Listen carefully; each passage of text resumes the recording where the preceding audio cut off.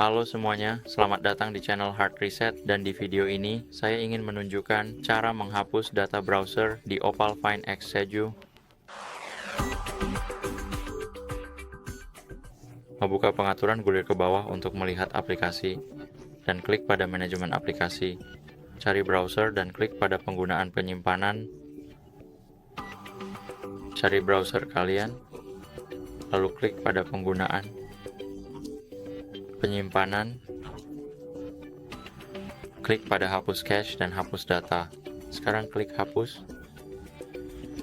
Dan sekarang jika kita membuka browser kita lagi, semuanya sudah bersih, tanpa ada apa-apa.